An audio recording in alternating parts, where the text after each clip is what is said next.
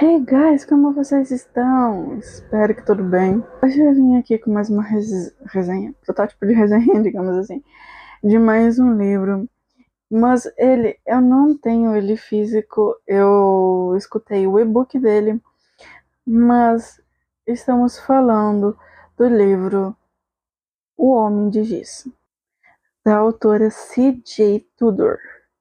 Vai ser provavelmente um vídeo um pouquinho mais curto, mas estava aqui, foi um dos livros que eu li, li não, né, escutei, agora no início de fevereiro, finalzinho de janeiro para início de fevereiro, sim, tô gravando esse vídeo já um pouco mais adiantado, mas é claro que eu não podia deixar de trazer um vídeo sobre O Homem de Giz para vocês.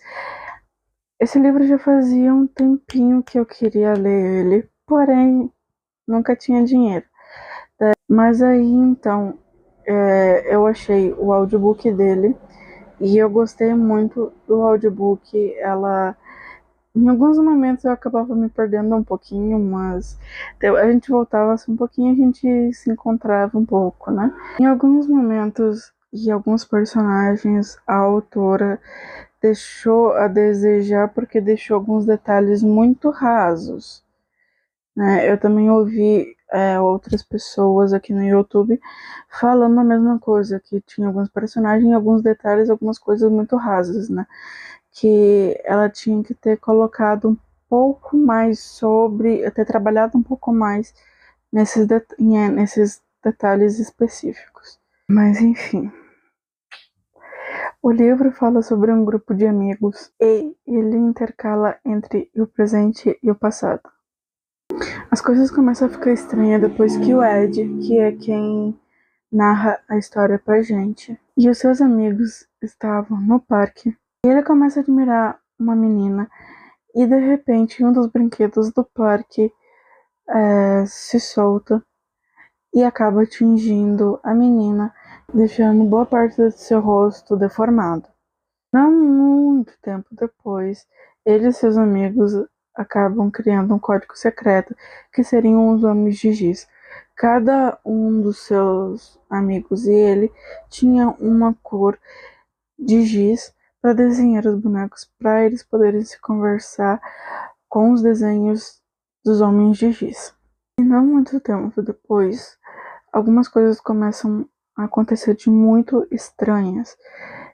Desenhos começam a aparecer e algumas coisas começam a acontecer e eles não sabem quem é que fez o desenho antes de tal coisa acontecer. Apesar de alguns furos na escrita, digamos assim, eu gostei bastante do livro.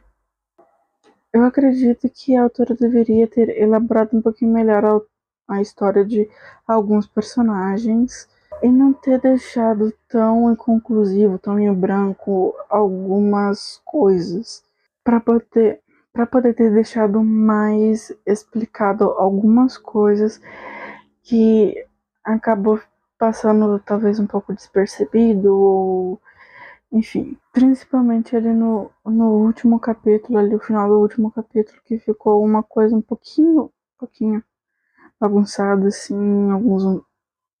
umas coisas assim, sabe? Ou também não ter sido tão rápido alguns acontecimentos. Por exemplo, no início do livro, quando acontece o acidente no parque com a menina que ficou com parte do rosto deformado, ela deixou explícito como que aconteceu o negócio, o momento que aconteceu, enfim. Um negócio bem mais completo. Ali ela elaborou muito bem até aquela parte ali da história.